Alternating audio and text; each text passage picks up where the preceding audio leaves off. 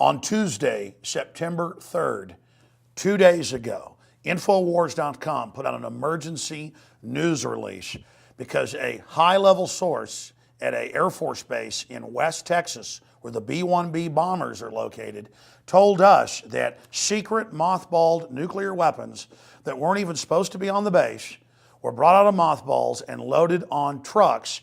And the police said, "Where are these going?" Nobody's signing for it.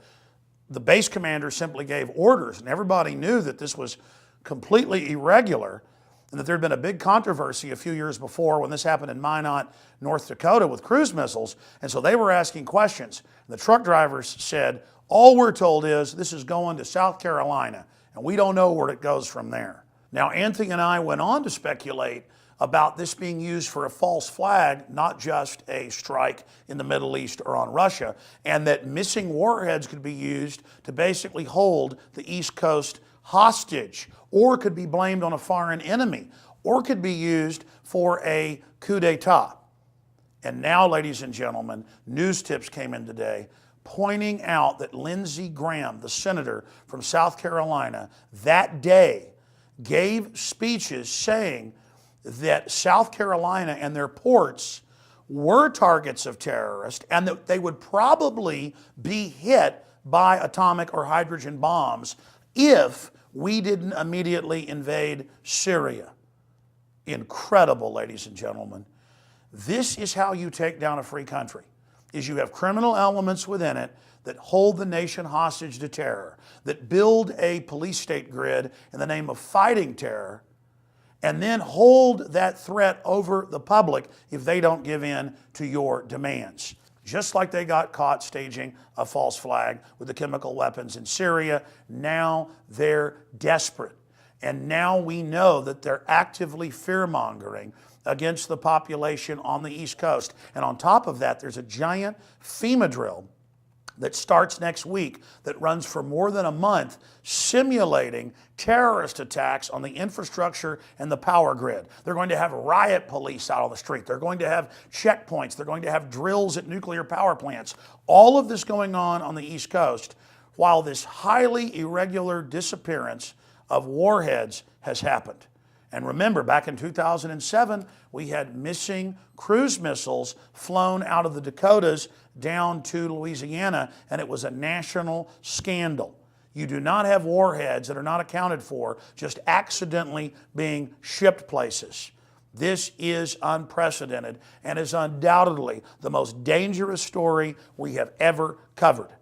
I do not like covering this. I do not like where this goes. My gut has never been telling me that something was more dangerous than this. This is incredibly important because the entire world is waking up to the globalists that have hijacked America and the West and that are pushing us towards world war. Only 9% approve in a Reuters poll for strikes on Syria.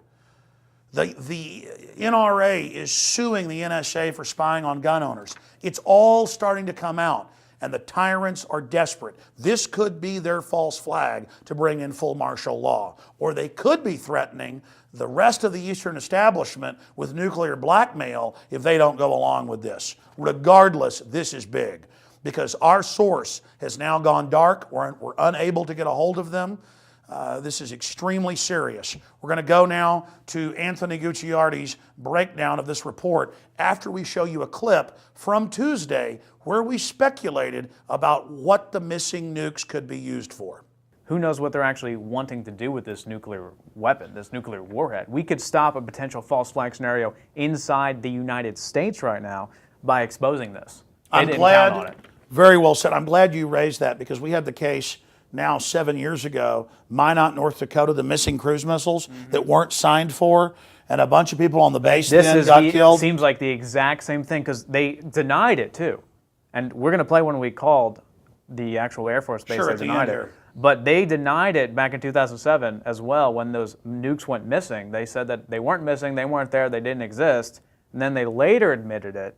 This seems the exact same thing. There was no signature. That's right. They later said that it was just a mistake. Yeah. That, oh, we didn't sign properly. And then a bunch of people on the base committed suicide or died.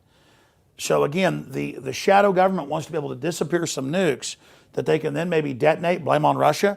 blame on American patriots. This could be a globalist coup to hold D.C. hostage. I mean, this is huge. It's going to South Carolina. Maybe the nukes are going to be deployed into D.C. I mean, there's no telling with these globalists. Very important. We're going to cover it more on the radio tomorrow, 11 a.m. Central, Infowars.com. We can beat this, folks, if good people stand up. Alex Jones signing off.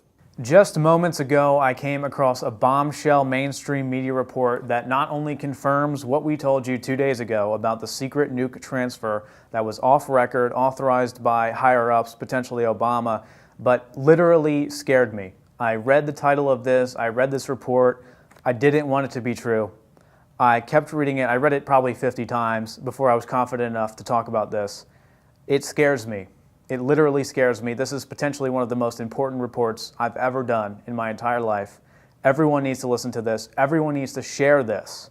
Let me preface this. Yesterday, actually 2 days ago, we reported on, the same day this following report came out, this high-level source, which is 100% confirmed, has repeatedly been correct in the past, super high-level military source, telling us that Dyess Air Force Base in Texas, in West Texas, was transferring on September 3rd nuclear warheads off record, no signature.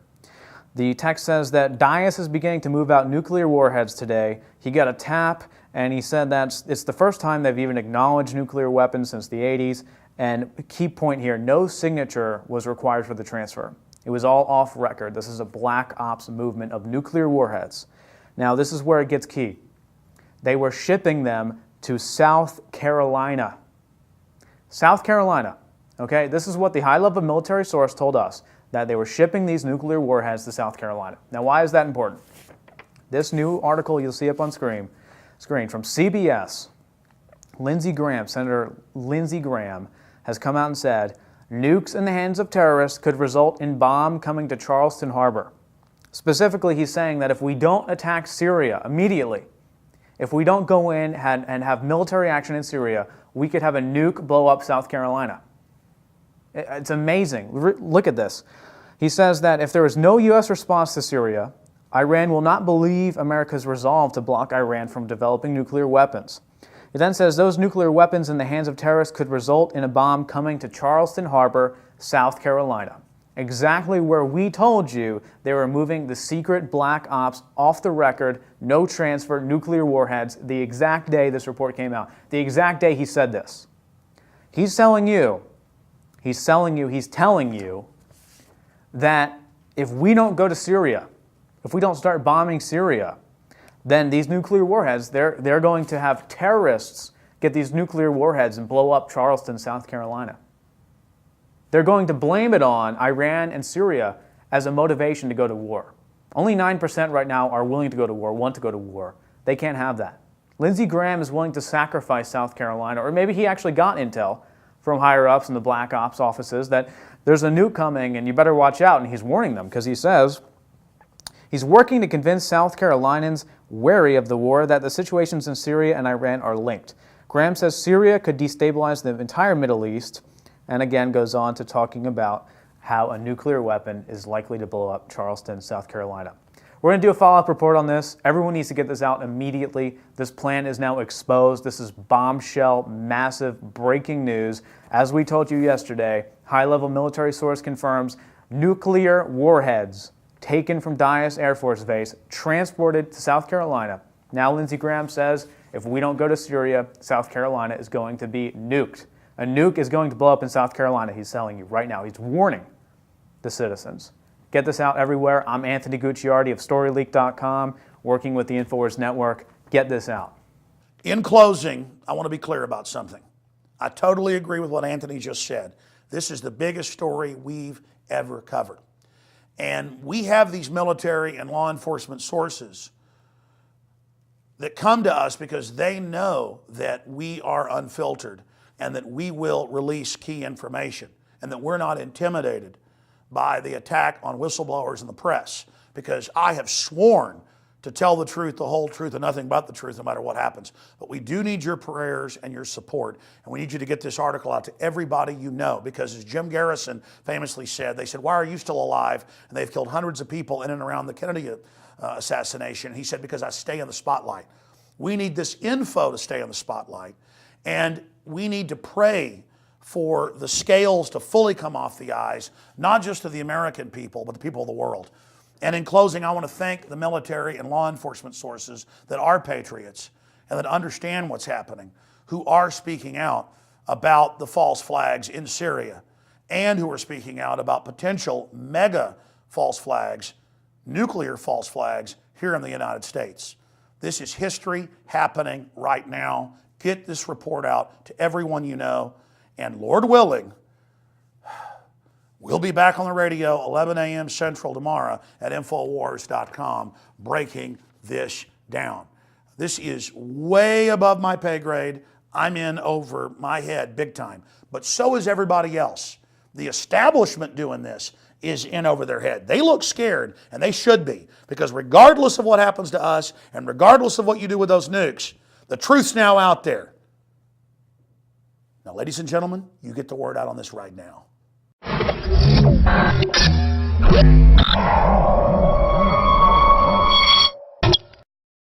Now you can watch The Alex Jones Show live as it happens at Infowars.com/show. You'll find links to all of our content there and a free 15-day trial for Prison Planet TV. More than 60 movies and documentaries all in one place at Infowars.com/show. When this happened in Minot, North Dakota with cruise missiles, and so they were asking questions. The truck drivers said, all we're told is this is going to South Carolina, and we don't know where it goes from there. Now, Anthony and I went on to speculate about this being used for a false flag, not just a strike in the Middle East or on Russia, and that missing warheads could be used to basically hold the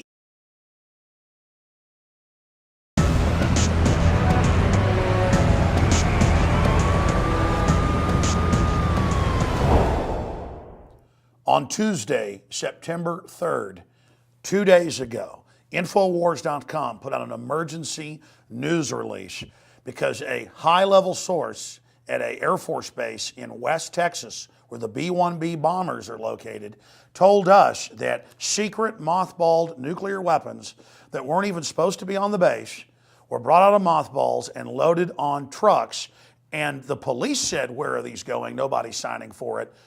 The base commander simply gave orders, and everybody knew that this was completely irregular and that there had been a big controversy a few years before. East Coast hostage, or could be blamed on a foreign enemy, or could be used for a coup d'etat.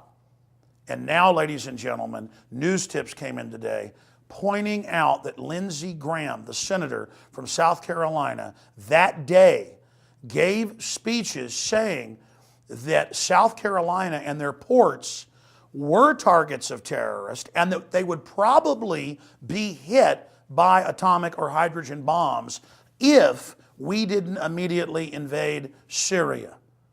Incredible, ladies and gentlemen. This is how you take down a free country, is you have criminal elements within it that hold the nation hostage to terror, that build a police state grid in the name of fighting terror.